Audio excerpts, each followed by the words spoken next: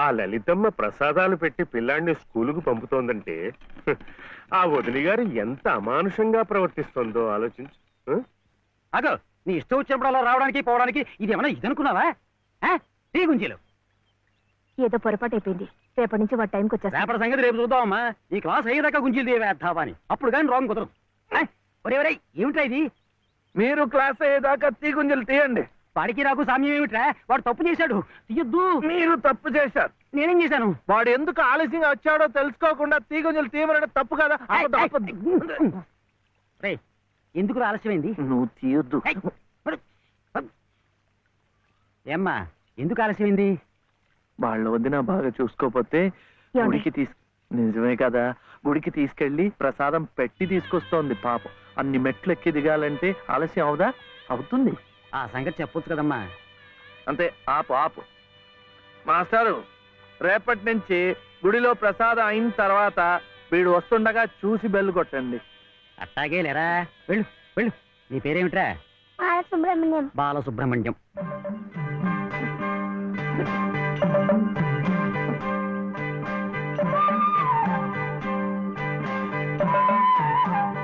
తెలిసిందిలేండి, మీ పేరు లలిత, నా పేరు చెప్తున్నా వీర వెంకట సత్య శివసుందర రామయ్య. మీ పేరులో 3 అక్షరాలే లలిత. నా పేరులో 3 ఉన్నారు. వీర వెంకట సత్య అన్నవరం స్వామి, శివ నేను, సుందరరామయ్య మా తాతయ్య. మరి మీ పేరులో ఎవరున్నారు? ప్రస్తుతానికి నేను, మా బాబే.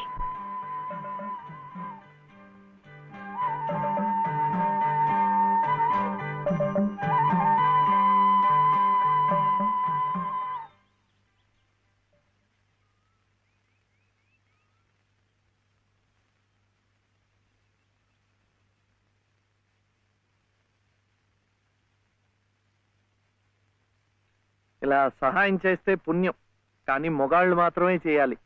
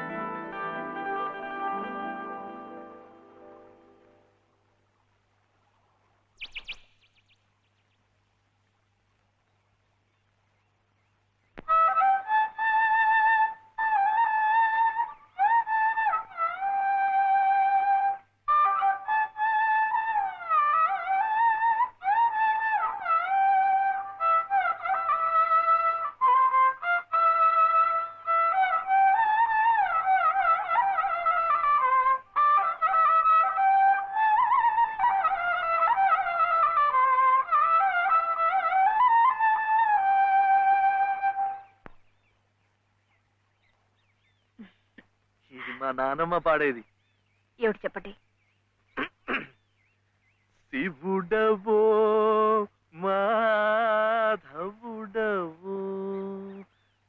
ఎవరని నిర్ణయించేదిరా? మిమ్మల్ని ఎవరని నిర్ణయించేదిరా? మీకు సంగీతం బాగా వచ్చు అనుకుంటానే. మీకు తెలిసిన చోట 2-3 సంగీతం పాఠాలు ఇప్పించకూడదు. పాఠానికి 100 రూపాయలు ఇచ్చినా నా బ్రతుకు గడిచిపోతుంది.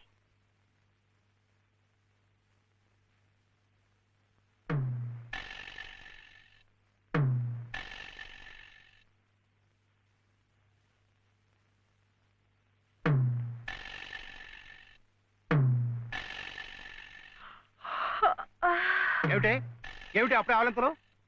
పెళ్లినాడు హోమం చుట్టూ తిరుగుతుంటే పురోహితుడు చెప్పాడు కాబట్టి తిరుగుతున్నారనుకున్నాను. తెల్లవారులు మంచం చుట్టూ కూడా అలాగే తిరుగుతారని నాకేం తెలుసు? పాడుగాను బుద్ధి. తిరుగుతున్నానంటే ఏ కోణంలో చూస్తే నువ్వు అందంగా ఉంటావో చూస్తున్నా. నా అందం చూడటానికి ఈ జన్మ సరిపోతుంది. నా కడుపు పండటానికి మరో జన్మ పడుతుంది. పడితే పట్టని ఏమిటి? అన్ని జన్మలకి నేనే నీ మొగుణ్ణి. మావయ్య దిగు దిగు. అలా చూడకూడదు రాత్రిపూట. ఏమిటయ్యా రా. మధ్యలో వాడిందికే? నువ్వు కూర్చో. నువ్వు వెళ్ళరా, వెళ్ళు. ఇవ్వు.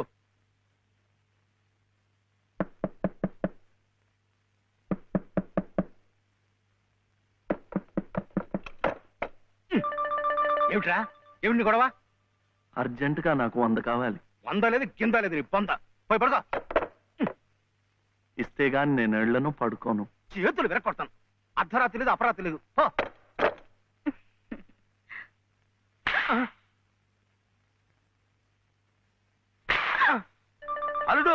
ఏమిటండి మీరు కిటికీ? అది కాదయ్యా, ఇందాకాడేదో నేను అడిగినట్టున్నాడు, నువ్వేమో కాదన్నట్టుకున్నావు. అందుకన్నాడు కొరడా ఇచ్చుకొని రక్తాలు వచ్చేలా కొట్టుకు చేస్తున్నాడు. సావనివ్వండి, నేను లొంగను. అయితే నేను ఈ ఘోరం చూడలేను. నేను ఇప్పుడే గోదాట్లో దూకు చేస్తా. ఉండు నాన్న, నీతో పాటు నేను కూడా తూగి చచ్చిపోతాను. ఆగు. పగలు లేదు, రాత్రి లేదు, ఒకటి ఈతర పోటీలు ఇద్దరికి. రాడు చూడాడు ఎలా కొట్టుకి దిగిపోతున్నాడు. అయినా ఆడు అడిగింది లచ్చలా కోట్ల ఓ కొంద. మీకు వందలాగా కనిపిస్తున్నాడు మీ బొంద. ఇలా 10 సార్లు 10 వందలు ఇస్తే ఎన్ని వందలు అవుతాయి నా బొంద? ఇలా ఇప్పటికిప్పుడు కావాలంటే చిల్లర ఎక్కడి నుంచి తీసుకోవాలి వాడు బొంద? ఇదిగో బాబు అందా, అలా కొట్టుకోకూడదమ్మా.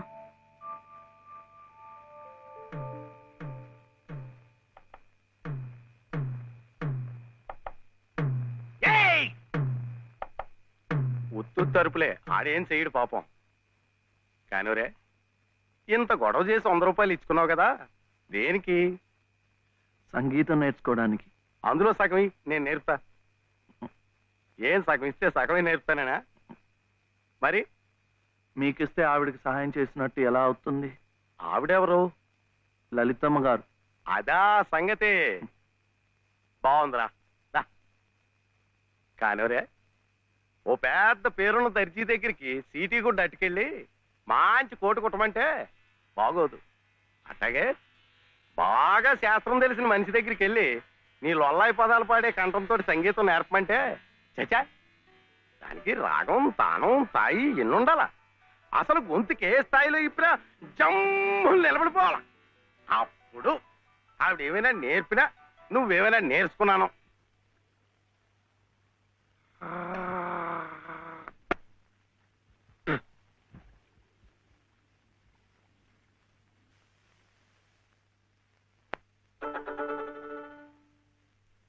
కృష్ణుడు మన్ను తిన్నాడని యశోదమ్మకి తెలిసిందట్రా.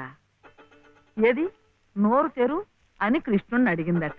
అప్పుడు కృష్ణయ్య, అమ్మా మన్ను తినంగనే శిశువునో ఆకుంటినో వెర్రినో.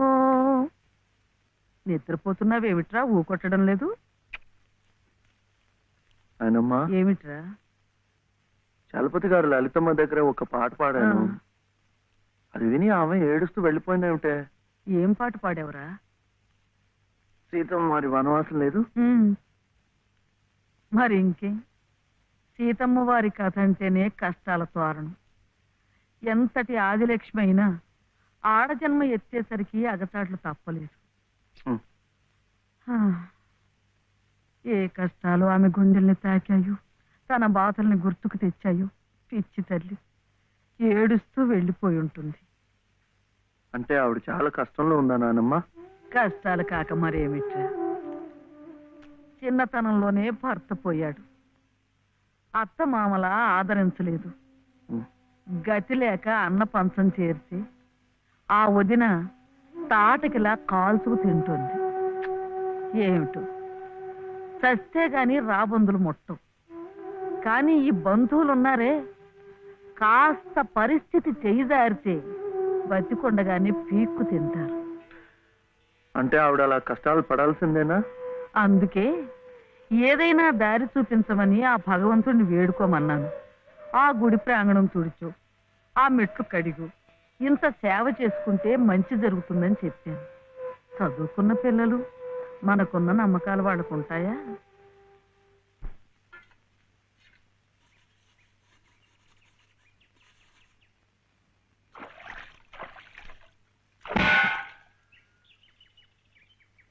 ఏమిటి ఇంత పొద్దున్నే వచ్చారో?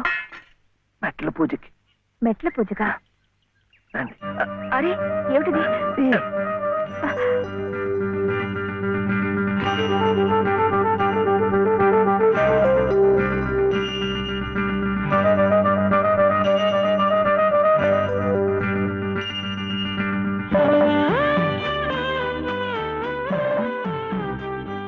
ఇంకాస్త మెట్లే, వచ్చేసాం. అదిగో గుడి. మీకు ఎక్కువ కష్టాలు కదండి, అందుకని అన్ని మెట్లకు పూజ చేయటం మంచిది. నేను సహాయం చేస్తానుగా, రండి. అబ్బాయి చలపతి, మొన్న నువ్వు నాకు 100 ఇచ్చావు. 100 నా బొంద. అది ప్లేడర్ గుమాస్తా పంటి కింద కూడా రాలేదు. ఇప్పుడు మరో 500 కావాలి. 500. 500 కాకపోతే 1000 ఇవ్వచ్చు. కానీ ఆయన కేసు కూడా సరిగ్గా వినలేదే. విండాయా? పెట్టలేదుగా. ఎద్దుకు మేత, ప్లేడర్కి ఫీజు పనికి ముందే పెట్టాలి. నువ్వు వెళ్ళి 500 పట్టరా. 500 అప్పుడు వింటాడు. వెళ్ళు. ఇంకా చూడు, ఈ కేసుని గానుగా తిప్పినట్టు తిప్పేస్తాను. బాబు, ఆయన అసలే గంతలు కట్టిన గానుగెద్దు. అక్కడికక్కడే తిప్పేసి ముంచేయగలడు. నాకేం వినపట్టలేదు. నీ నోటుకు వచ్చినట్టు నువ్వే వాక్కు. తవరు చదువుకున్నారు, మధ్యలో ఈ దళారిగాళ్ళు ఎందుకండి బాబు? ఇదిగో, నువ్వు నోరు వస్తావా? నువ్వు వెళ్ళవయ్యా. అమ్మా బట్టలు. వేస్తాలే. ఇదిగో, ఏమేవు, కొబ్బరికాయ ఉంది కదా అని నెత్తికేసి రుద్దుకుంటే కొబ్బరి నువ్వు రాసుకున్నట్టు కాదు. చుట్టూ రాలిపోయి పుర్రెకి పుండు పడుతుంది. ఏమిటే? ఉతుకుదామని. ఇది ఉతికింది. అలాగే చదువు ఉంది కదా అని ప్లేటర్ దగ్గర వెళ్తే చాలదు. నాలాంటి అనుభవజ్ఞుడు పేచీ ఏమిటో విప్పి చెప్పి ప్లేటర్ గారి గోచి బిగించాలి. అప్పుడు ఆయన వెనక ముందు చూడకుండా కేసు వాదించి అవతల బారేస్తాడు. ఎవరినో ఉద్ధరించడానికి ప్లేడర్లు, కోట్లు. వారికి ముడుపు చెల్లించడానికి ఇంట్లో ఉన్నదంతా దానాలు, ధర్మాలు. నాకున్నదే ఒక గొలుసు, నేనివ్వను.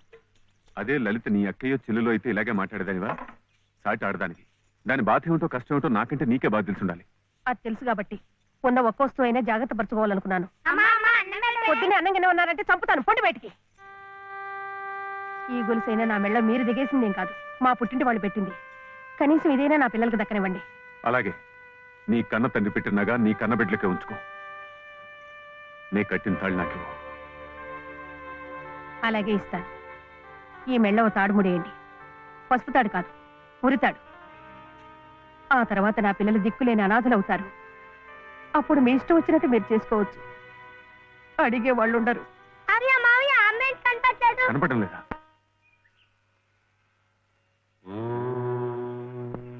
దినకరం ప్రభాకరం జూయతేజోధరం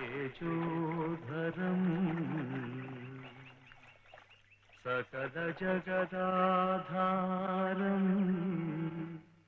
అఖిలం శశ్వత్ శుభకరం దినకరం.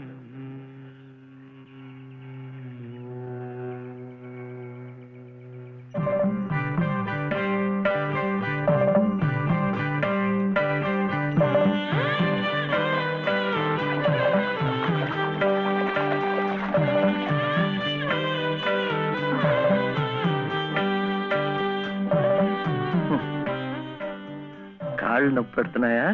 ఇంకా మెట్లే, దాంతో అయిపోతుంది. ఆ తర్వాత రోడ్ వస్తుంది, అక్కడ అక్కర్లేదు. ఇది అయిపోయింది. ఇది ఇక్కడ ఇట్రా, రండి రండి రండి రండి, ఇట్రా. నమస్కారం చలపతి బాబు. లలిత అమ్మా, లలిత లలిత లలిత అమ్మా. కాసేపు మాట్లాడకండి, అలవాట్లేదు కదా, అలసిపోయి పడిపోయి ఉంటుంది. మీరింటికి వెళ్ళండి. లేవగానే అన్ని మెట్లకు పూజ చేయించి నేను తీసుకొస్తాను. చేసే నిర్వాహకం చాలేవయ్యా. చిన్నప్పటి నుంచి అన్ని దేవుళ్ళని ఈ పసుపు కుంకుమలతోనే కొలిచిందే. ఏ దేవుడు దాన్ని పసుపు కుంకుమ నిలిపాడయ్యా? చాలు చాలే. అమ్మా లలిత, అమ్మా దా.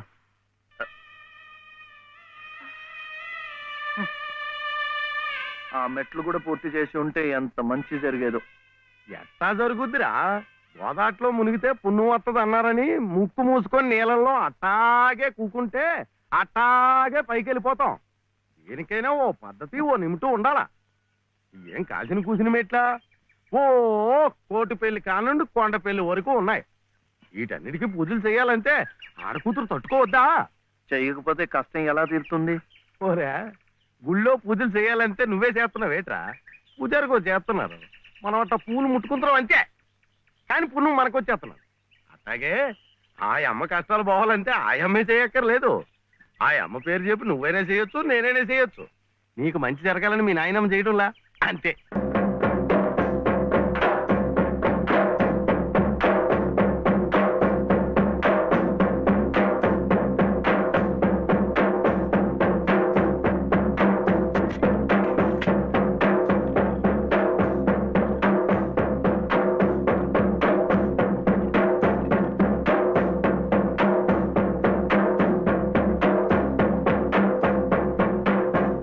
పేగు తీపి అంటే అది. ఆ కొడుకు జబ్బు తగ్గాలని ఆ తండ్రి పడే అవస్థ చూడు. ప్రాణాలకు కూడా తెగించి నిప్పుల్లో ఎలా నడిచేస్తున్నాడో. పొద్దున్నే నువ్వు చెప్పింది అదేనమాట. ఒకళ్ళు కష్టాలు తీరాలంటే ఇంకొకళ్ళు మొక్కోవచ్చని. ఒరే ఒరే నువ్వెక్కడికి రా.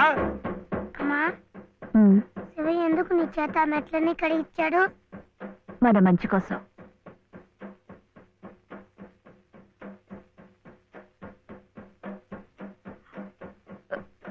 ఏమండి ఎక్కడికి?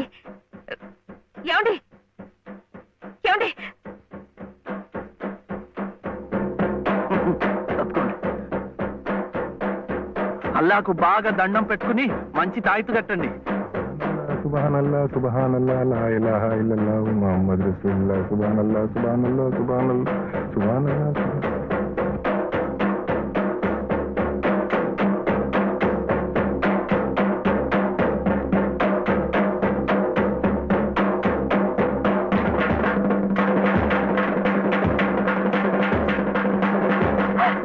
ఒరే ఒరే ఒరే ఒరే ఆగరా ఒరే శివయ్య.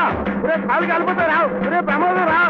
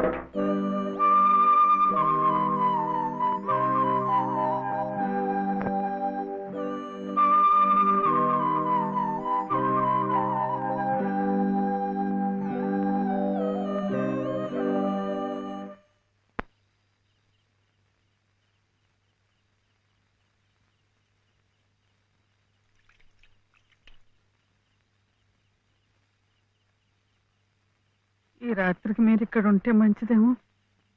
శివయ్య ఒరే శివుడు చూడు, మీ నాయనమ్మ కంగారు పడుతోందిరా చూడు. నాన్న శివ ఎలా ఉందిరా?